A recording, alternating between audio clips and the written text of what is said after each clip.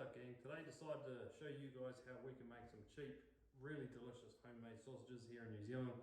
I know that you know, we take our sausages, we shoot some deer, we shoot whatever, we take it to the butchers, and it costs us a fair bit to make a fair chunk of sausages. So I thought I'd just show you a real quick video. I've been making sausages at home for a few years now, and trust me, they're an absolute crowd pleaser. Everyone loves them.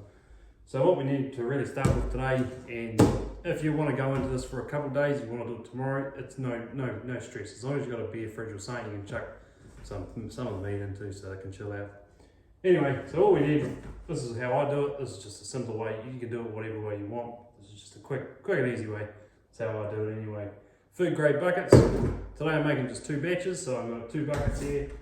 And yeah, today what we're doing is using some of Dunningham's sausage meals. So today we're doing smoky paprika, and one I've done before. And today I'm doing a chipotle smoky chili. Never done that before, but hey, it's gluten free, so fuck, whatever. Couple things to make it easier. They're pretty simple. You just read the packets. The packets will tell you exactly how much you need in this. Pretty much says use 9 kilos of meat, the 1 kg packet of meal, and on here it says 1 to 2 kilos of water. So whatever's easier. Just so that you know, the 9 kgs, when it says meat, that's just not meat. That is, you need to have 9 kgs of meat and fat, so to weigh up to 9 kgs. So what I've done in this brew, and what's worked out to be probably the healthiest and still the tastiest, is going with 7 kilos of meat to the 2 kilos of fat ratio. And for me, if you shoot a deer, front shoulders, ribs, whatever, mince it with a big thick coarse one, pack it in a big pack, and then when you do your mince, or when you do your fat, if you shot a fat stag like we had just after Christmas, plenty of fat on it, we've just used the finer one, just so that the fat can get mixed up a bit better anyway. Yeah, right, let's get started anyway. I've already started, to be fair. And here, we've got 7 kilos of venison meat. We've also got 2 kilos of veni fat. So let's start fishing. Food grade bucket, cleaned out, sanitised with some distilling alcohol stuff if you do a bit of home. Now this has been frozen, it's just been chilled, just been kept. You can either chill it slowly in the fridge for a few days, or just do what I did, chuck it out last night, leave it in the sink, done. So if you can't get your hands on a clean fat like pork and or veni, honestly beef fat is fine. Everyone makes a fuss about it. It just means that you do have to do a little bit more mixing through the mincer just to get this mixed up a bit better. But it's not that hard, seriously. So we ran out of veni fat, so what we've got about here is about 1.2 kilos of, or 1.4 roughly, of veni fat down here, and that yellower one is the beef fat. Obviously this is a bit cleaner. It's, when you crumble it, it crumbles up easy, a bit more like pork fat. But to be honest, mate, beef tastes fucking pretty good. Anyway, so with that meat, chuck the fat in.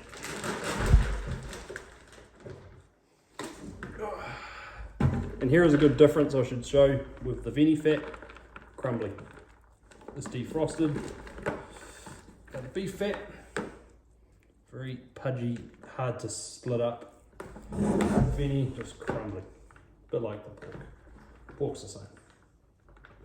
But it doesn't matter, like I said, it still tastes really good altogether. I'll just get a... Now I often see people when they make sausages, they cut the dry ingredients, they pour it straight in, and then they've got a bit of a job to do mixing it, so it wants to work hard for fucking making sausages. You know, it's not that fun. The chipotle one here says 1 to 2 kilos of water, so what I'm going to do, cold water out the tap. I'm going to fill this up to 1500 mils. So if it's still a bit dry when I come to the sticking it in the sausage stuffer, we can just add a little bit more and mix it up. So sorry if you can't see this quite right. So what I have here is the 1500 mils of water. Like I said, most people are chucking the meal straight into the meat, mixing it up by hand. It's pretty tough going. So why don't you just have a good decent bowl like this, and pour your dry ingredients straight into that, and then mix it up so it's a nice slurry of water flavour. It comes up real nice.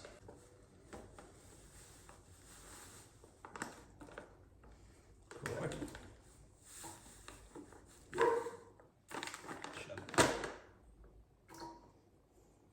Just mix that up. So now I've got all the ingredients in a wet bowl. All I'm doing is, should probably use a sieve, or not a sieve, a bloody, whatever you fucking call it, a whisk. Yeah, that's the one. But hey, I'm just using a fork, taking my time, not stressing. And sorry, before I chucked it all in here, actually grab a bigger bowl and put your 1.5 litres in, and then your dry mix the whole lot. Then just stir it up. This makes it, to me, this just makes it so much easier to mix through the meat, gets through the meat quicker, and more even, that's for sure. I should have said this earlier, but Dane Hims, it's all online, comes from Wellington. Really, I really enjoy it. I've bought all their products from there so far with the sausages, except maybe the casings. I bought the casings off Trade Me, which is a New Zealand website, or New Zealand auction place. Boutique casings that are based in Auckland. They have an online store on Trade Me, and relatively cheap, $60 for 90 metres of hank, which can do probably a good 50 kilos of sausages, like quite easily.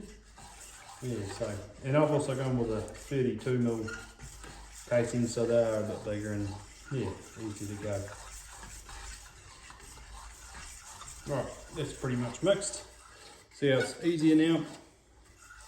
All I'm going to do is tip it in here with all the fat and the mini mince. Make sure there's no coarse bits of all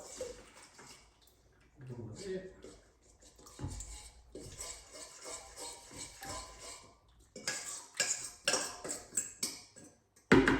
Done. Right, so I've got the other bucket there with the meat and fat in it. Clean as you go so the wife doesn't cut your head off when she gets home and sees all this shit everywhere. These stupid fancy bench tops that stains real easy, don't get one. Right, here we are. So in this bucket, there's a bit of the beef fat with the pork. That's the chipotle flavoured one, and here is a smoky paprika, nice and strong. Right, all you have to do from here on, which makes it so much easier, is just purely mixing this by hand. Do 5 minutes per bucket. Make sure it's mixed up real well, and then either let it sit, or we'll get back to the next part where we're going to start mincing it up with that nice coarse thing to really get it mixed up properly. And then after that, we'll stuff some sausages and we'll show you how to link them all up. Welcome back. Now to do some physical work. Fuck, the easy stuff anyway. So this is the reason why we have these buckets. We need to mix this mixture up. This makes it so much easier than having it in some stupid bin and you're trying to push it around and the bin's sliding everywhere. It just doesn't make sense. So what we're going to do, start with one bucket. Here's the chipotle, that's the smoky paprika one. Just get in there, mix it up. Crumble up the fat in your hands, just mix it up. Even if it's still a little bit frozen, some of the meat that you've tried to defrost, it'll get there. I don't know if I want to show you guys a video of what it looks like when I'm mixing it, because it doesn't look that flash. It looks like a terrible mixture of something or other. But it's simple. Right, first one done, hand mixed for a good 5 minutes. Bit of an arm workout, but many are used to it these days, I guess. But yeah, this is how it's looked. Right gang, we've hand minced our 2 buckets of sausage meal and meat and fat all together, piece first. Right now we're just going to sort out our hog casings. Now these are the ones I've picked up from the Casing Boutique. They have a Trade Me store here in New Zealand. Piece of piss. So what I have bought is the tube ones. They're only like $4 extra, so honestly make your life so much simpler. And this is how they come, very salted, heavily salted piece of piss. So all I'm going to do is I normally use 4 of these over the 2 buckets. So I've got a thing of cold water here with a little bit of ice in it. Then I'm just chucking the tube straight in to get some of the salt off. What will happen is you'll see the salt all sits on the bottom of the bowl, and yeah, and then what I do after that is I will pick up one of the tubes, turn the tap on, run the water between the tube, just in between here, just to make sure that the water, there isn't much salt or flavouring all in between there, but they're pretty clean. You don't taste it, you don't notice it. So yeah, so what have we got there? We've got one, we've got 3 in there, and a little bit left over from last weekend. Just chuck my 4th in. Right, that was the 2 tubes, just quickly got the water through. I'm going to let that sit for a couple of hours, and then what I'm going to do is I'll drain the salt and the water out, and then I'll put some fresh water and stuff in it so it keeps nice and lubed. Obviously the water gets back into gets the salt out, and they become more pliable, more elasticity in them, all the rest. So yeah, cool. We'll just let that sit now for a couple of hours. We're going to get into mixing this up through the mincer. It's a real painful job, but someone's going to do it. It only takes you probably an hour to do the 20 kilos, or 40 minutes roughly. Just put some headphones on, put some good music on, and just pump it out. Right gang, we're ready for our next phase. Just mixing up this sausage meat that we've done by hand. We're just going to get it mixed up, binded really well. So what we're going to do is we've got our mincer here, got a meat tray sitting here to catch most of our sausage meat. And of course we have this big coarse thing, because I like a coarse sausage. We don't like them processed to shittery. Otherwise you might as well just go buy a Hellas packet, eh? Slap that on. Now, for a simple tip, best way I found is just having plenty of water. Wet this up, wet this here, wet your hands, because all you're doing is you're constantly just feeding this, pumping it through, feeding this, pumping it through. I've got the earmuffs here because I'm in the scullery. Doors are shut to keep the flies out if there are any today. Yeah, and it's noisy. So like I say, wet your hands, grab the tray, give that a little wet.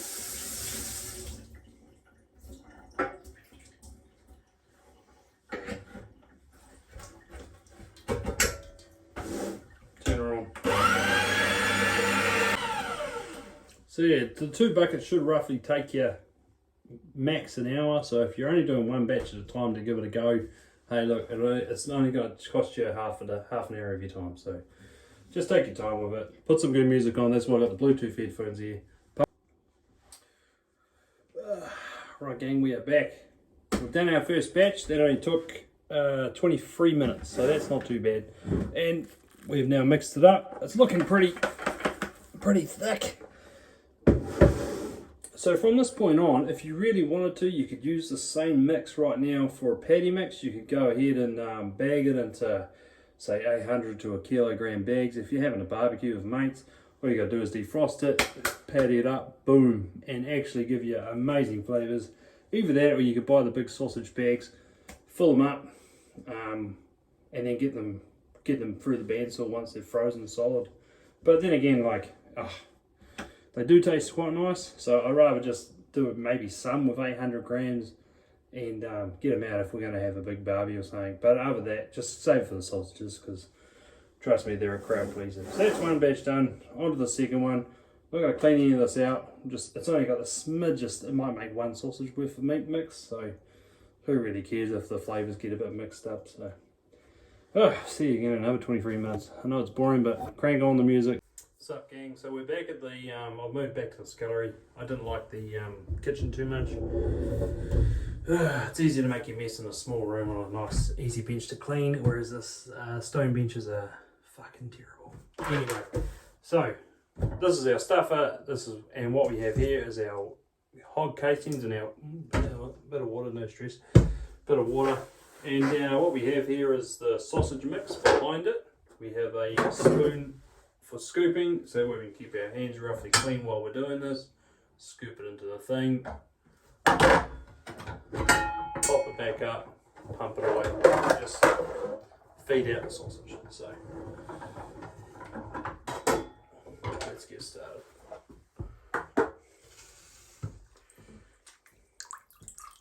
Now if you don't have tubed casings, don't stress, you don't need them. I'll give you a prime example. This was a little bit left over from one I did last weekend, and it's nicely watered with no dramas. So what we'll do is we'll give you an example on how to do this. What we want is the board to be fairly wet. We want to use a bit of that water to wet the nozzle so we don't pierce the skin. As you can see, this has been soaking for a bit. It's real easy to find our hole for it. So we'll just go ahead and put that on. Take a little bit of time, a little bit fiddly. But once it's on, you can start feeding it, just like so. See, it's just a matter of feeding the skin, trying to keep it straight, not too twisted.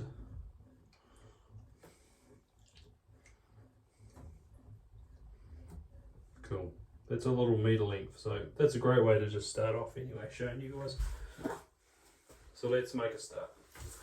Start feeding up the tube. It's been cleaned. Tidier.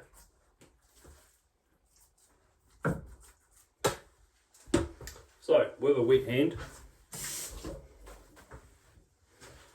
give it a little pat down. Beauty. Hand still looks clean as a gold. Right, put that on. So what we've done is we've left a bit of skin off at the moment. I'm just going to start feeding that in.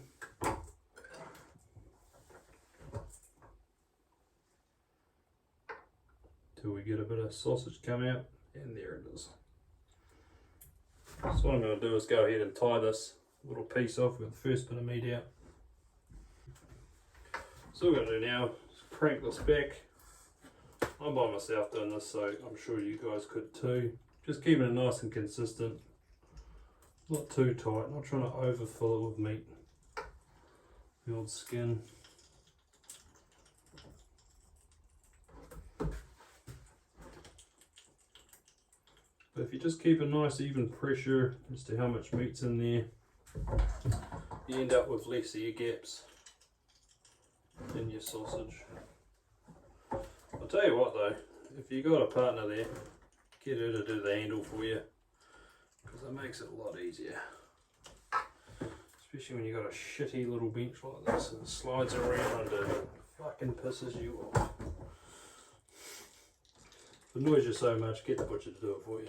But hey, nothing ventured, nothing gained.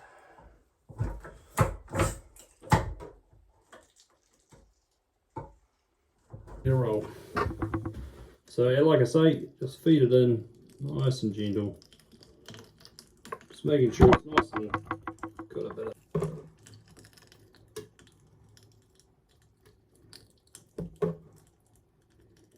right. So as you may see, we're just coming to the end of our skin that's left here. So that'll do. We'll just pop that off. There's still half a container in there. So what we're going to do from here on is we're just going to tie this off.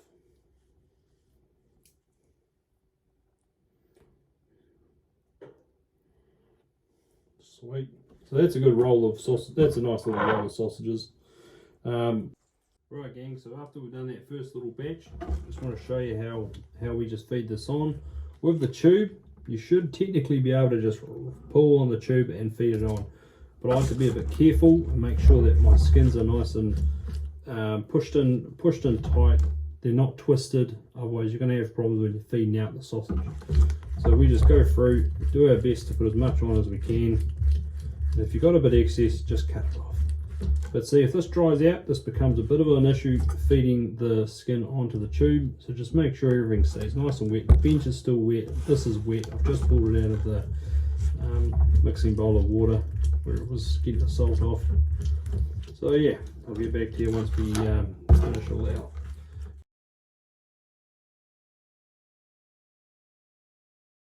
Pretty decent size wheel of sausage. If you want to wheel it, you just go right ahead. I'm not going to judge you for it. It probably tastes good. Right, let's make a start. Right, we got our first link. Let's just make it to what size you want. We'll roll one way. We'll start the next one. Roll towards us. Next one away from us. Easy peasy. So what we'll do is we'll grab the two that we have here. We'll just twist those up. We'll feed them around each other. Something like so. Okay. Now this is where the tricky part really does begin. So here we have the two. I'm going to grab this one here. This is off the big roll. We're just going to feed this through. Okay, so at the moment, that's how it looks. We're feeding that through. I'll chuck that on there. And all we're going to do is with that big long one, what you're going to do is you're going to roll it over this sausage here. So let's just go slow again. So we've gone through here. I'm going to go over that knot. We're just going to go over that one sausage. See what I mean? It's just through there. We've just gone through that, over this one sausage here. Done. And then all we have to do is just, we'll have this gap here now, we'll just feed that through. So what we do is we bring that through now to a size you want. And then all you're going to do is you're going to squeeze it there a little bit, you're going to roll this around. Boom, so now you're back to the 2. And then from here on, it's just the same technique. I'm going to grab this, I'm going to grab the long roll we have, feed it through the 2. You're going to stop it there. You're going to just really gently pinch that, and then just a matter of throwing that sausage over this one here. So you've got that link, squeezed it, throw it over. Keep rolling out your sausage so it doesn't become a knot. Go through again. And if you're having trouble reading me, I mean, there's so many YouTube videos on people tying sausages, it's not funny. So let's feed that through again. Squeeze it real gently just over that sausage and through. Make as long as you want, or as tight as you, or as short as you want. So if our casings are really tight, too tight to squeeze together, would make our sausages a bit longer. And when they're too thin, too skinny, so like just in this little area here, they're a bit thin, a bit easier, a bit further down, like in this section, it's a bit fatter. You can make it longer or skinnier just to support each other. So we'll just give that a little squeeze on the top, over that one, and just feed that through. Give it a tiny squeeze, roll, twist a couple times, back to the 2, through that. Like I said, if you're having trouble understanding this way, just get on YouTube and look up some more stuff. It's really not that hard. Alright, I'll see you when it's done.